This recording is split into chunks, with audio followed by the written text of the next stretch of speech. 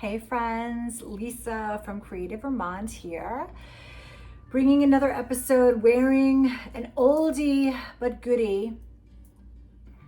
I'll talk about that in a second, but Creative Vermont is a podcast that is about the connection between knitting, creativity, life in Vermont, gardening in the summer.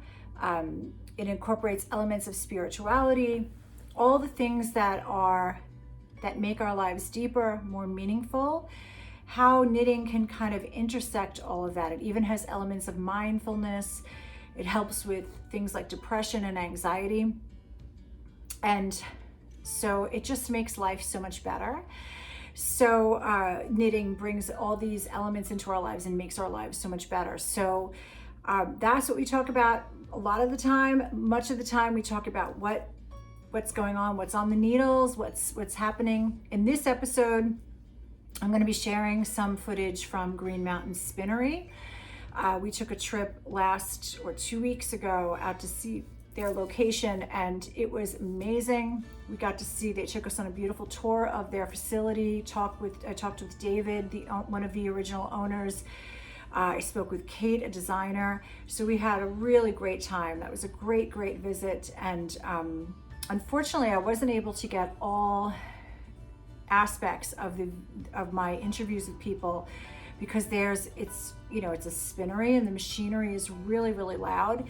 So a lot of the conversation got kind of drowned out. However, I do have some good footage that I'm going to include, and we had a great time. And they're an amazing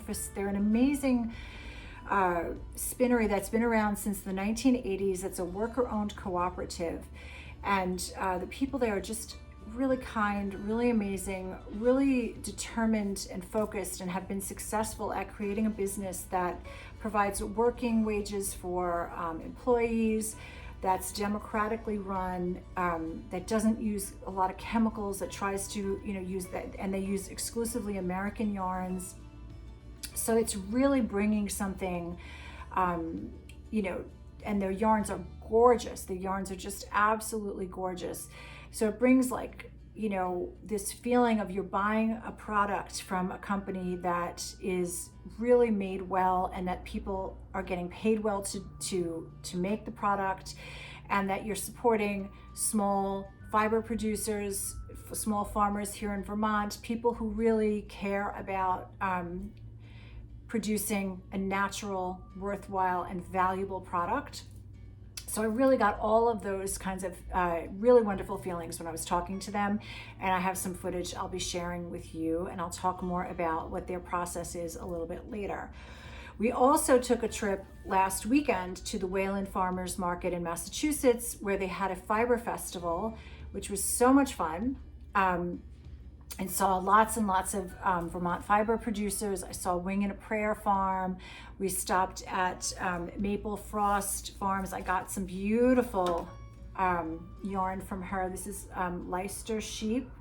This is an undyed, let me just see, yeah, undyed wool and fingering weight.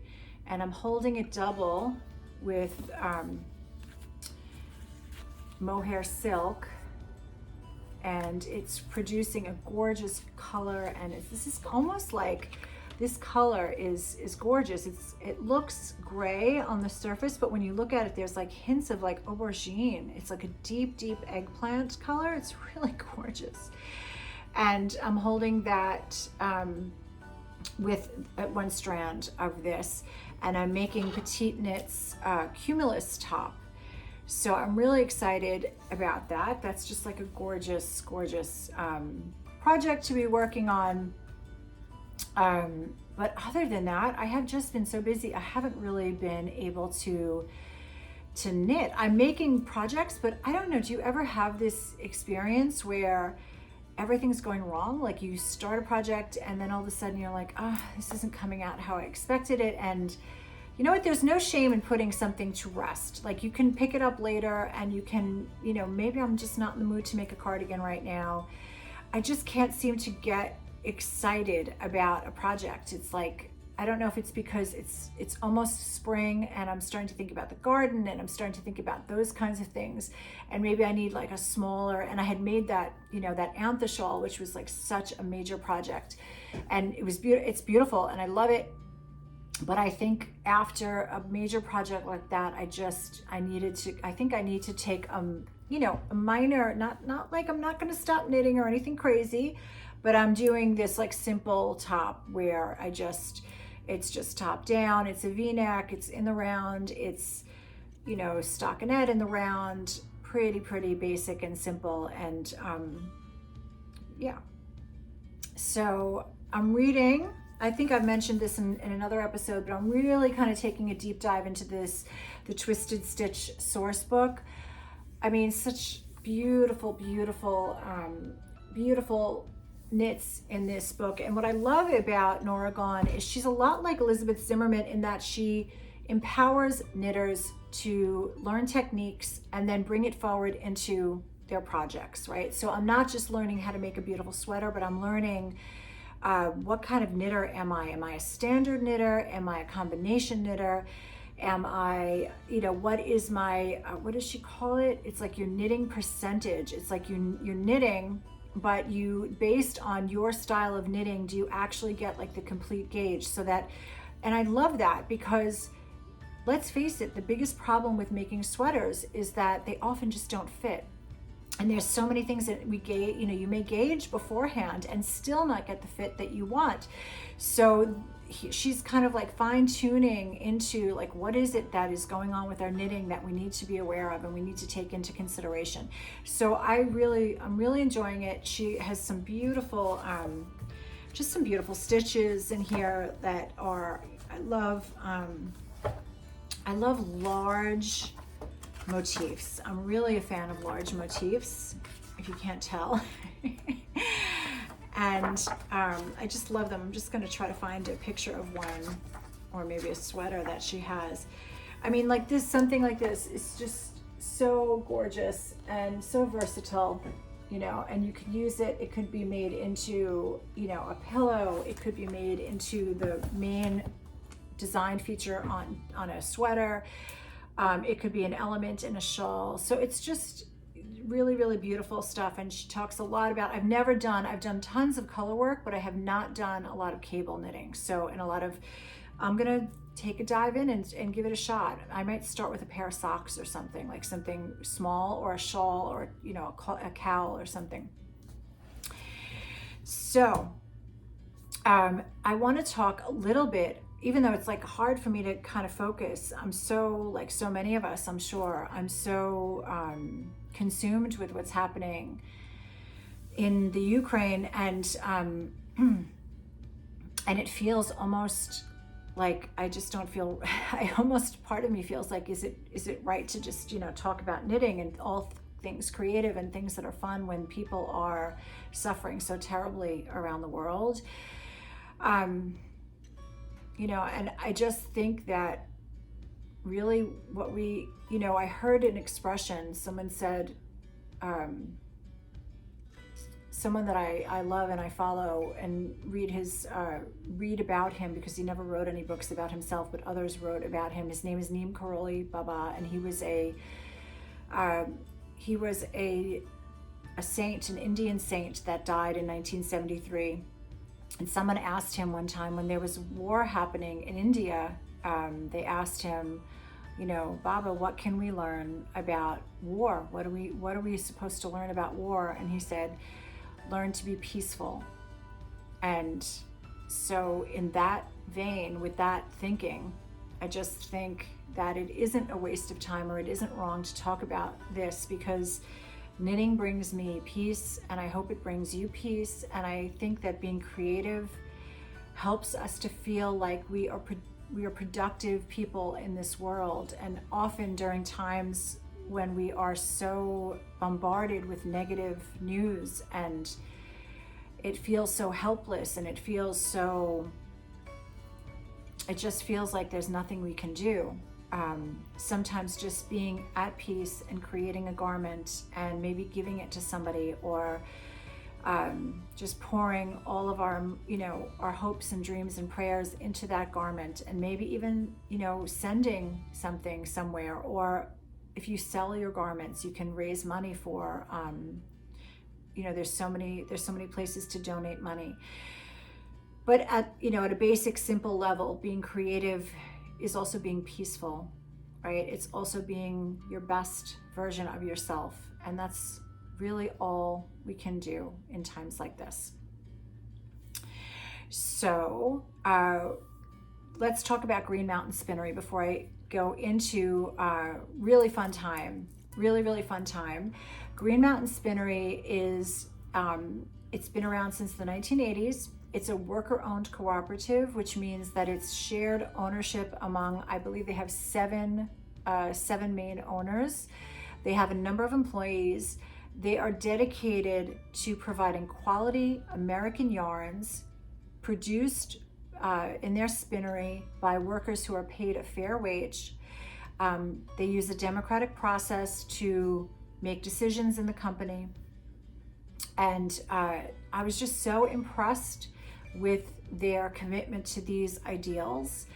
The people who work there are so top-notch, and they know the inside and out of every phase of producing yarn. And they don't dye the yarns. They have dye lots that they have a number of dye lots that they can mix together to produce colors. And it's amazing the colors that they're able to produce just using I believe it was about 10 dye lots that they could use, that they had access to. And it was really just mixing, like I said, not dyeing, they're mixing yarns together to produce different colors. So it was really, they just produced quality, beautiful yarns. And I knit, in another episode, I shared I did the Saffron Vest, a blue vest that was knit in cotton comfort. And it's just such a long wearing yarn. And it's just like one of those things, like I love soft yarns, of course. Who doesn't love soft yarns? But I love a long wearing garment. I love it because you put all of your hard work into it. You want it to last for a really long time, and even be able to I really would love to hand these down to my daughter and know that they can last. And so it really does require using a good quality yarn. You're just not going to get those yarns in mass-produced places. You're just not. So I really appreciated their commitment to that, and I thought that they did an amazing job.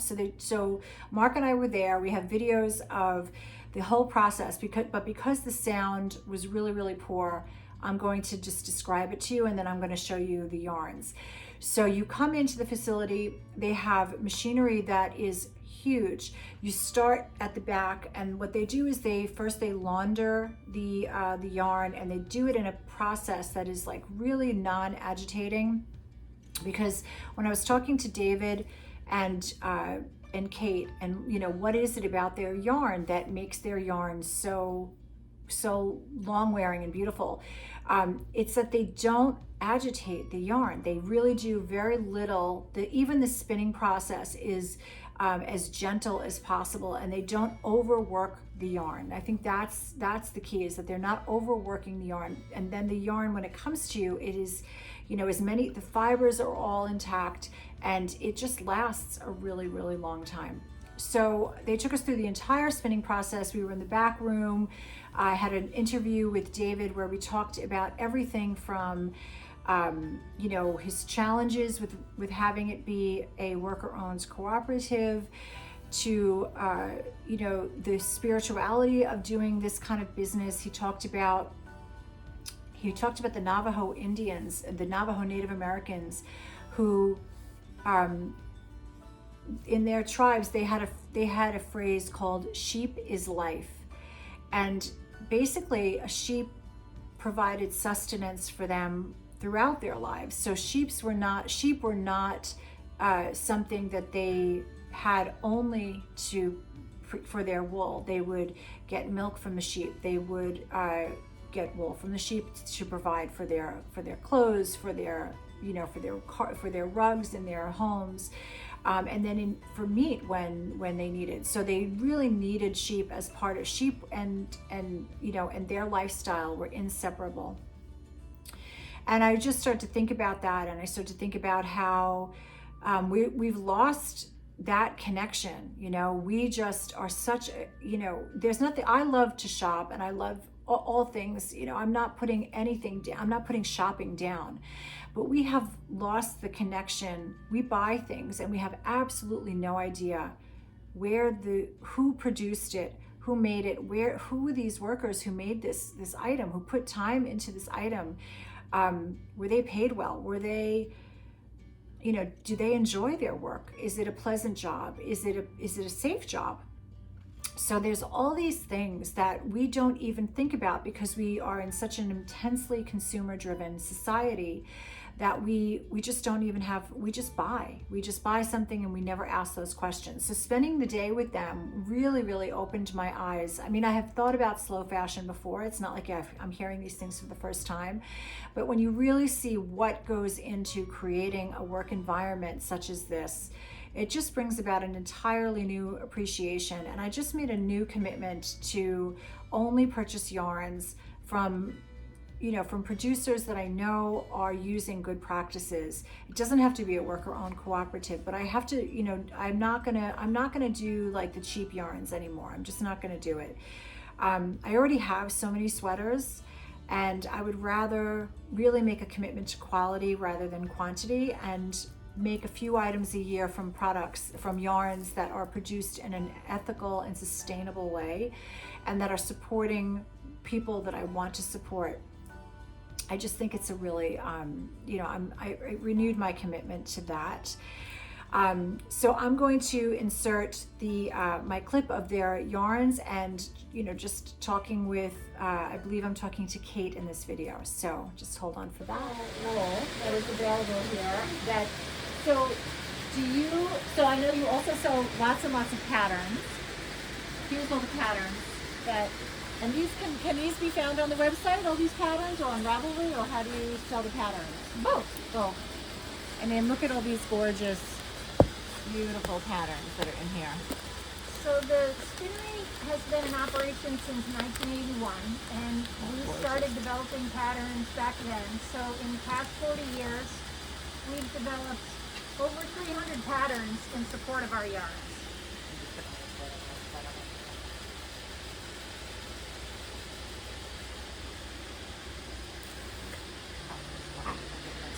Okay. So you were saying, can you just continue about the... Yeah. So we have a number of different samples here in the shop, so people have a chance to sort of see how the yarn knits up and essentially look and feel how the patterns. And here's the samples behind you, Mark. Look at these gorgeous. Isn't that gorgeous? And back here are some beautiful sweaters. It's a brioche. Great. Look at that sweet. This is a side-to-side sweater? It is a side-to-side sweater. So adorable. And that pattern actually has sizing from children all the way up to adults. That's like a great basic. And is this knit with the Cotton Comfort, it feels like? Yep, feels like Cotton Comfort blended with our Ragtime, which is the variegated rag yarn. Oh, beautiful. Also bouquet. And this is, look at this gorgeous shawl. So the yarns are just, you must feel them to believe how soft and luscious they are. They're just gorgeous. And they're really, look at that, adorable. Does this come in many different sizes, this sweater? It does, yep. This Children is too, great, though. great. Adorable sweater.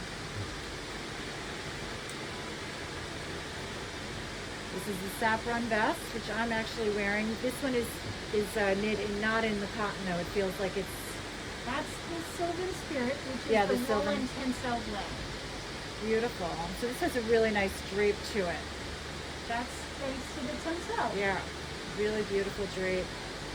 This was a very simple knit, I have to say. I did it in, what would you say, like 3 days or something? Mm-hmm. Over a weekend. Just really fun, kind of rhythmic, methodical, lots and lots of stockinette. Look at this gorgeous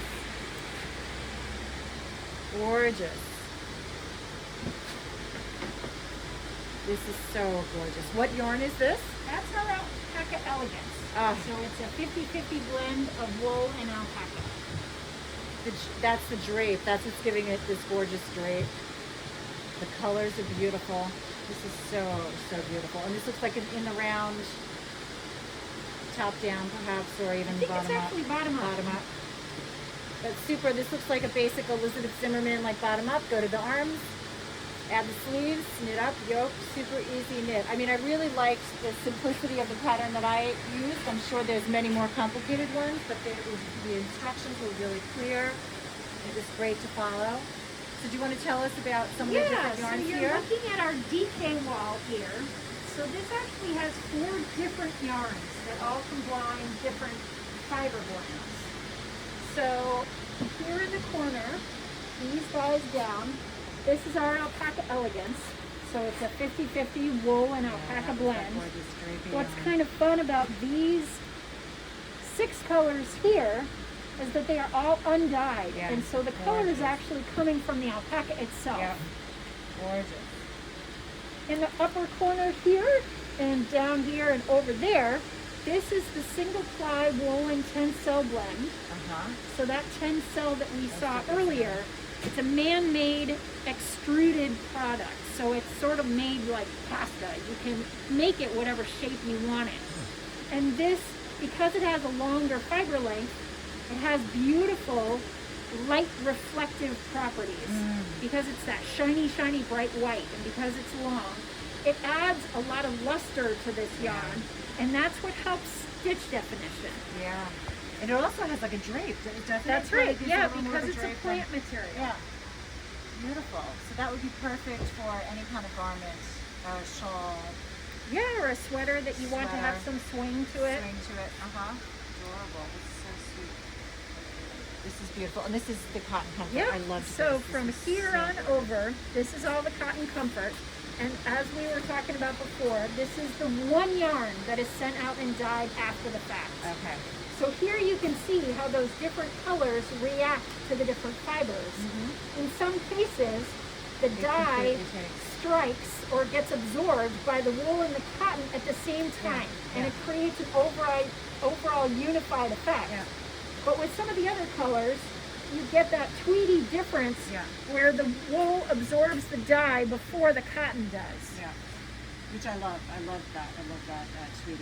And so this is the undyed which is that also gets gorgeous. sent out to be dyed.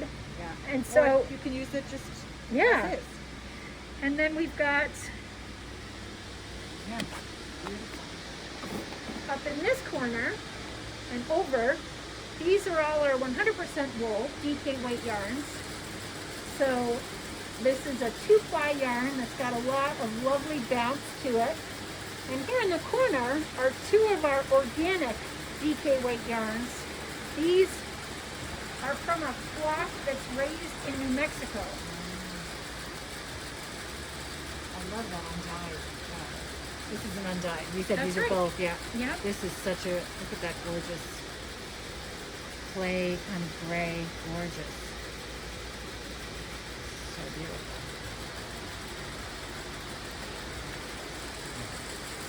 So you really have an amazing array of colors using just those colors that you That's put right. there. I mean, it's Yep. really quite remarkable how many.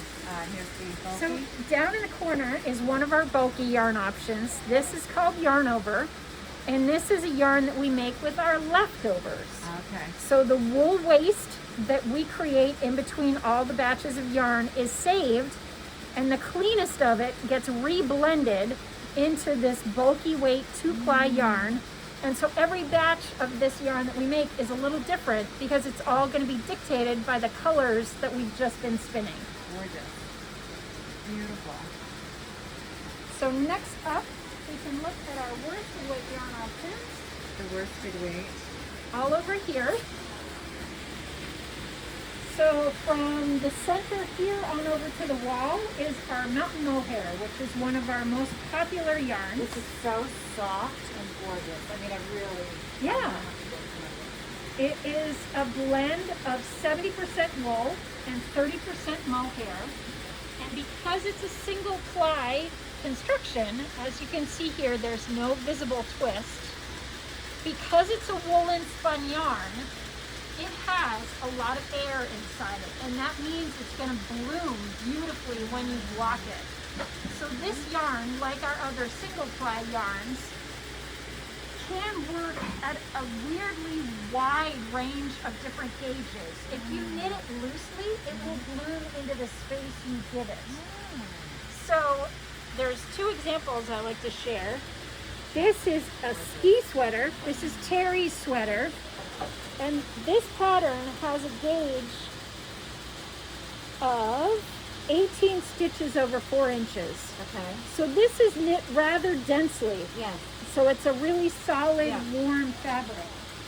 Now, if I go over here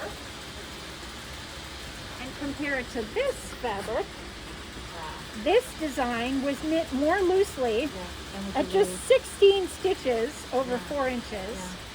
It, as you can see, the fabric is still totally coherent, but it's a much looser fabric that has much more fluid movement and drape to it. Amazing.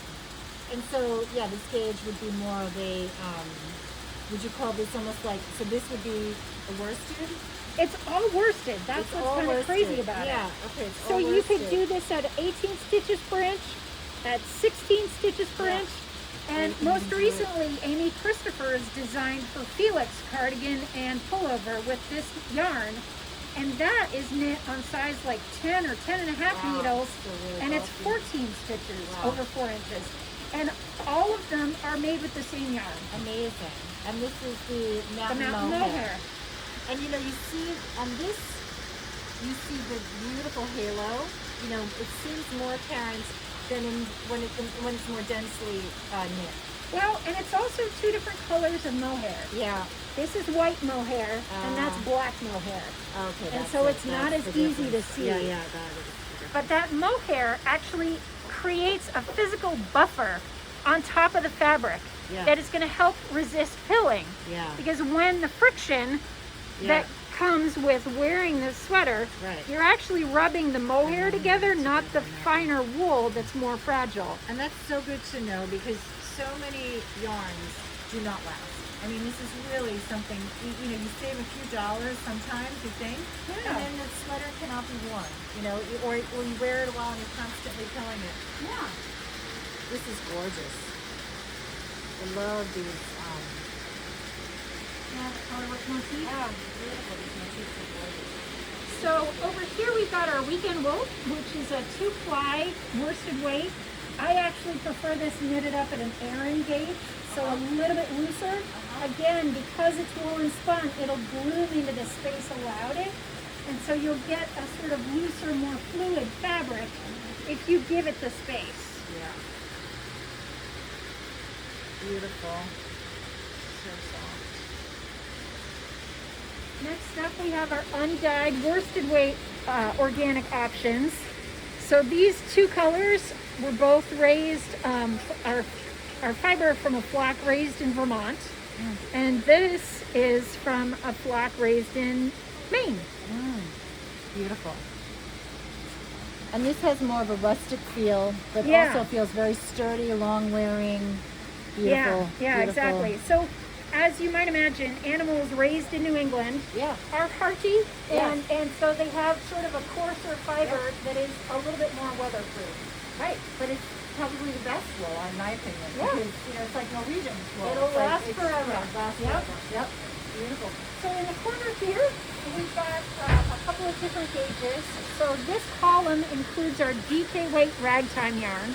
So this is a fun variegated rag that we created that has color tonal shifts, often paired with a plain background color. So you've got sort of, in this case, they're actually applied on each other. Okay. And this you can take straight from the skein, make a shawl, make a garment that has this amazing striping kind of look to it. Yep. Yep. Beautiful. And then over here are our fingering weight options. Yep. So our Simply Fine here, we started with these 3 undyed shades. So we got the light and the Beautiful. dark, Look at that. and then Gorgeous. this variegated that blends Really both of gorgeous. those in a Yeah. sort of striping effect. So beautiful. These are put up at twice the yardage of these colored skeins.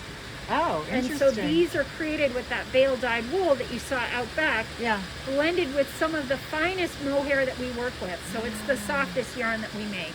Oh my God. And it's a fingering weight, but Yeah. because of that single ply Yeah. construction, it can bloom into the space you Yeah. allow it. So it works equally well for sport gauge Yeah, patterns. yeah. Beautiful. Up here we've got our 100% wool Lana, which is a 2-ply yarn. Yeah. These 3 colors are our forest yarn, Yeah. which blends tencel with that wool. And in this case, it provides some welcome strength. Yeah. So if you're wanting to make some socks, This is, I was going to ask, what's the the best addition of soft yarn? tencel and the 2-ply structure adds more strength Yep. to the yarn. And so this is our best option for socks. Okay, that's good to know. Great. Last but not least is our Moritz singles. This is yarn spun from fiber that's from a very special flock of merino sheep raised for this beautiful Moritz color. It is so beautiful. Look at that gorgeous color. Beautiful. Neutral. But it looks so different even on camera to in real life. It has such a creamy texture. It's really something you have to see to believe and feel. It's so soft. And this is undyed. Yep. Gorgeous. Beautiful. And so, so all these gorgeous garments, you know, that people would love to make this gorgeous hat, this amazing, beautiful cowl. Do you sell as kits? Like if someone is interested? No. No, but they can purchase the pattern and the yarn for it. They can purchase the pattern and then, you know, just determine what yarn. But look at that beautiful cowl. Now, this is double knit. It's not double knit. It's It's actually not. worked in the round, and Uh-huh. then it's blocked flat. So there is no wrong Oh. side.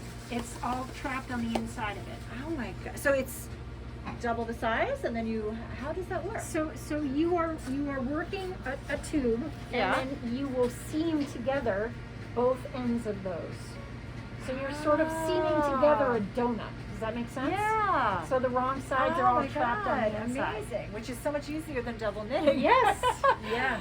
Oh my God, this is so beautiful. And this is, what yarn is used in this? So that's our ragtime yarn. Yeah, so yeah. there you can clearly see the variation that comes look from at that. that. Yeah, you can see how beautiful that knits up. And that's paired with our undyed New Mexico organic in that color that you like so much. Oh my God, look at that. How gorgeous is that? Really beautiful. And the sweater's beautiful too. Kind of fun about this construction is that you just seam the top part of the cowl and tack it together on the inside. Yeah, so it's like There are no shaping. decreases. Yeah, no shaping, just And so you can turn a cowl into a hat. beautiful. Oh, that is, can you show that again? Sure. How that works? Okay, so you seam those two. You seam the top edge of the cowl together, Yeah, and then you simply tack the 2 corners together Yeah. on the inside. yeah, amazing. What a So there's a ingenious 3 idea. needle bind off along Yeah. the top edge, Yeah, and it all Beautiful. gets hidden on the inside. and this yarn is just, I mean, what is so remarkable is how it's so soft, but you can just feel that it is a long wearing. There is no pilling on this. I'm sure you've worn this throughout your entire, you know, through the whole winter. Yeah. And it just looks brand new. It's just such long wearing yarn. So gorgeous. And that cowl, so it's basically that cowl. Yeah. seamed up. Yeah. Yep. Beautiful. This is such a gorgeous And pattern. that cowl is one of our free patterns that we offer on our website. Okay. We'll have to link to that. Great. Well, thank you so much. Thank you so much You for are your very time. welcome. And, Yeah, absolutely. I'm glad that I this could has help. been amazing. So I'm just going to pop this in here, and I'm going to grab the gap. Here we are looking at the actual spinning process.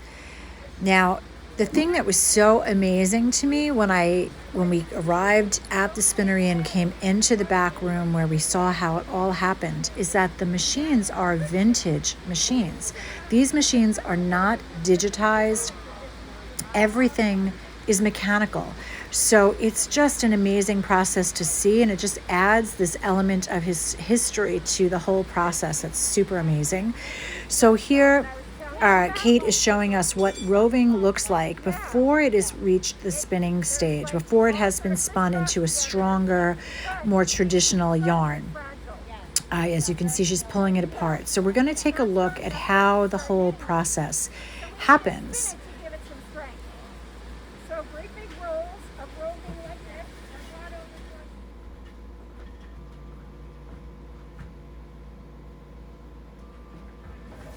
to Here we have the bin where the unspun wool is added in, and here we can take a look at these vintage amazing rollers, which are tiny, which are covered with these tiny little pins that if you've ever done like hand combing of yarn or carding of yarn, that's kind of what it looks like, a giant carding roller.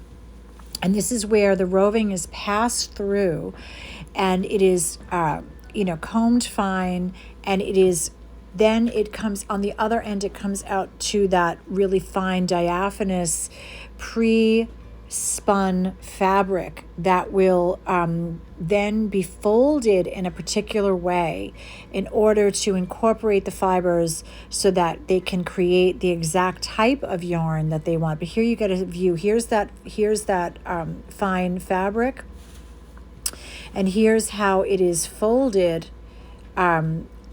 before it goes into the spinning process.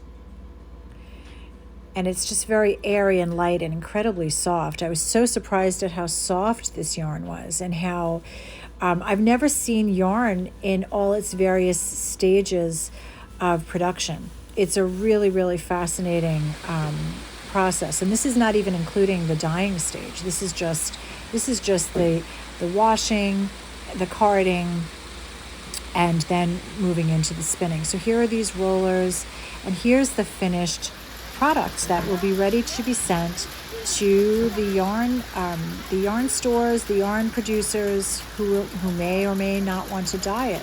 But this is what it looks like. Isn't it gorgeous?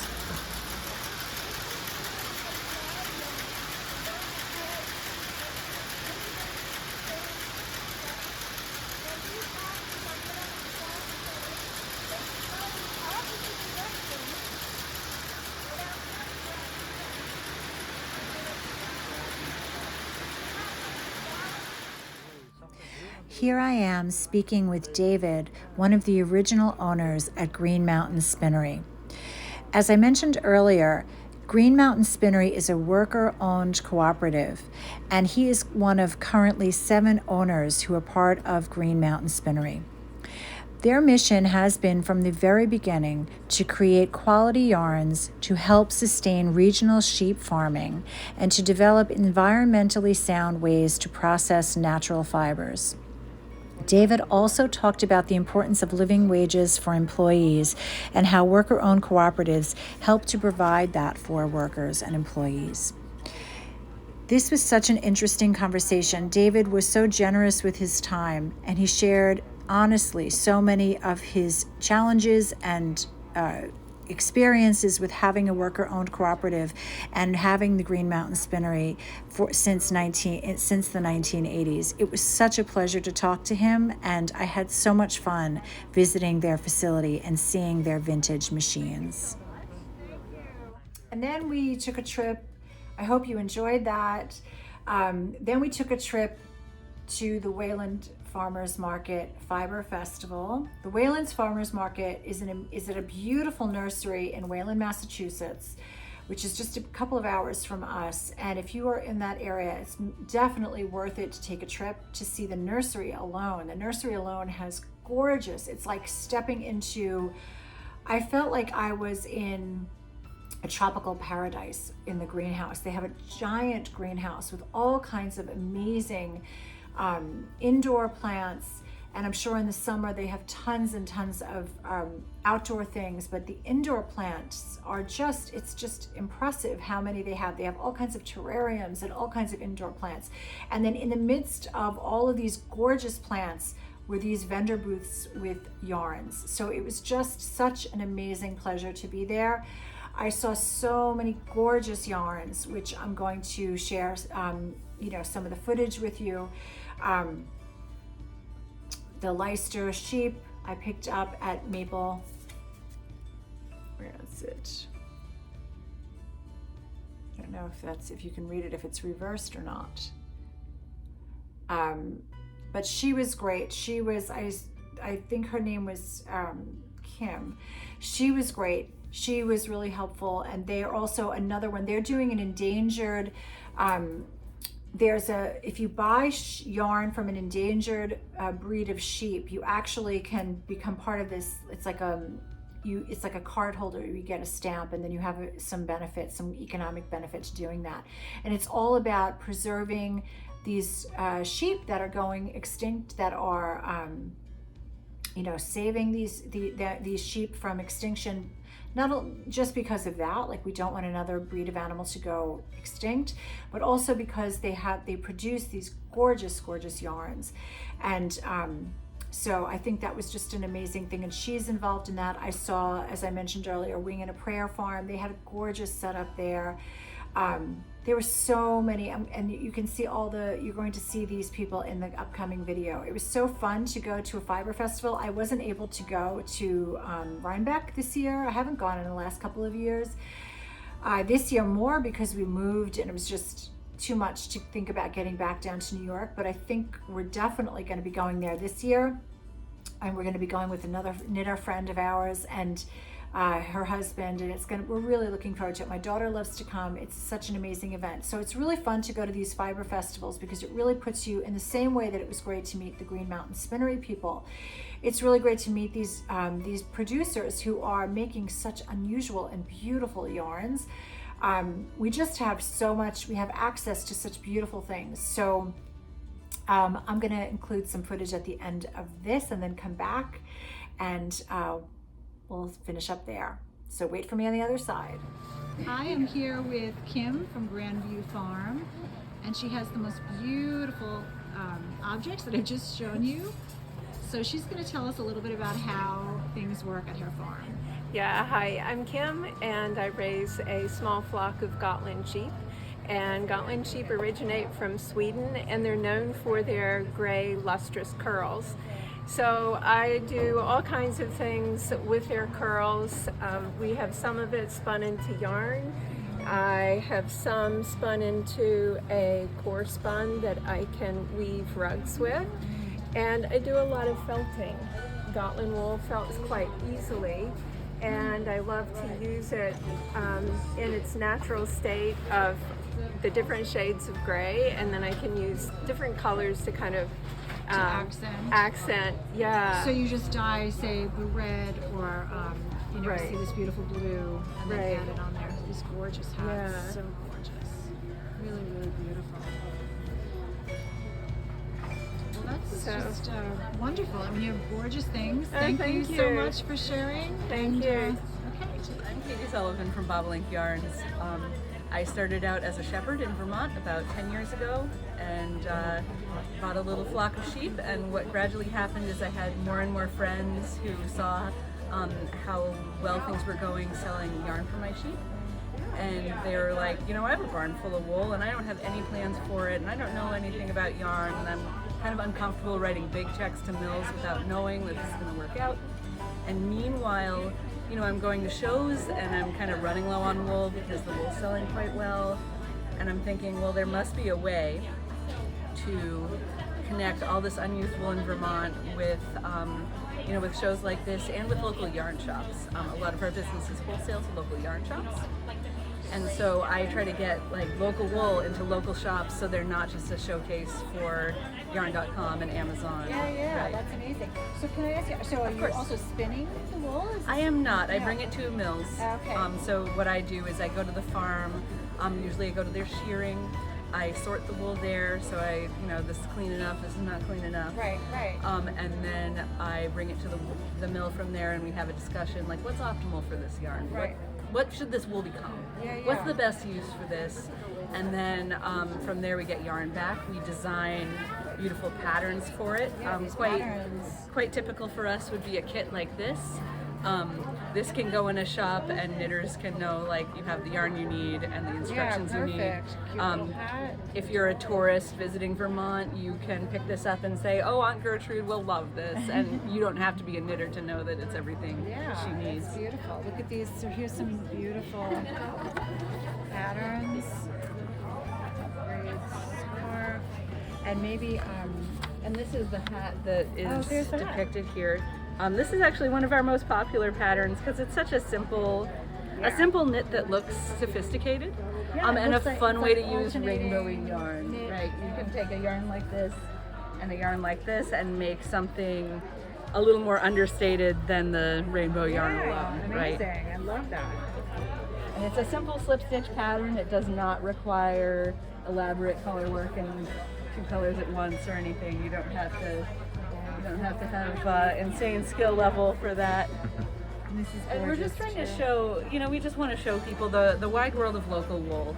There's so many things that we can make that don't have to be superwash merino, right? There's so many yarns that are better suited to outerwear, better drapier. Can you tell us a just little more about textured and more interesting? Yeah. What kind of wool is this? That you This is East Frisian from a sheep dairy near where I live. Maria Schumann. I don't know if you've heard of Bread and Puppet Theater, but she's the daughter of those folks, and she has a sheep dairy. And this is a design by my neighbor Donna Dracunis, who does kind of traditional folk knitting design. And this is the Chick Inspiration sweater, and it was a knit along that she offered this year. And it's a partnership between my yarn, her design, her knit along skills, and we kind of just bring it all together to cooperate and share local wool. We have some gradient yarns here as well. And that's some really interesting stuff. That was so great. Thank you. Oh, thank you so much for coming. Thank you. That's this is my picture. Winter completion. And my family ringing parents.